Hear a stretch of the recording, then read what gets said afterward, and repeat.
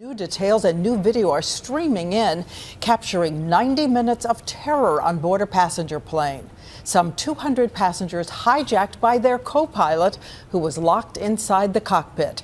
And tonight we're talking to the passengers who were flying from Ethiopia to Rome. 11 were Americans, and ABC's chief foreign correspondent Terry Moran walks us through the new video coming in right now. Cell phone video shows how the terrifying ordeal ended. Shaken passengers just after the flight has landed. Police taking over. Your attention, please. This is a police operation. Please don't move. Their hands over their heads, they get off the plane under guard in Geneva. It began hours earlier in the middle of the night when Ethiopian Airlines Flight 702 left Addis Ababa, Ethiopia's capital, at 12:30 a.m. bound for Rome, a Boeing 767 with 200 passengers and crew members on board. All was quiet for much of the flight until the captain went to the bathroom about an hour before landing and the co-pilot locked the cockpit door and took over the plane. Within minutes, passengers were jolted awake as the plane started to careen and bounce in the air. The captain was trying to get back into the cockpit, and the co-pilot, one passenger told Italian media, came over the loudspeaker and threatened to crash the airplane. Another passenger said oxygen masks fell as the plane seemed like it was falling from the sky.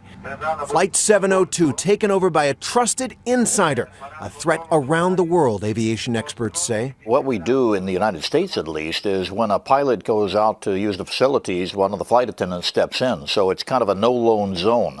Apparently, they are not following that all around the world. The co-pilot, identified as 31-year-old Halibadine Abera, flew past Rome, demanding to land in Geneva to seek asylum there, he told authorities. We are still trying to have a response from the Swiss authorities about your request. For 90 minutes, a tense standoff. You can actually see on this air traffic website how Flight 702 circled back and forth over Geneva, the co-pilot warning that fuel was now running dangerously low. Fuel remaining is now 20 minutes. Italian and French fighter jets were scrambled, and finally, Flight 702 landed in Geneva, the co-pilot exiting the cockpit through the window down a rope. He was promptly arrested. That co-pilot had worked for the airline for 5 years. No criminal record. He's looking at 20 years now if convicted. And the real security issue going forward here, Diane, those reinforced post-9/11 cockpit doors that keep people outside of the cockpit for sure, but they keep people inside, too. But again, Terry, you're saying on American carriers, no pilot or co-pilot is allowed to be alone in the cockpit? Absolutely, Diane. That is the protocol on American planes. That cockpit, no one is alone in there. All right. Thank you, Terry Moran, for reporting in on this fast-moving story.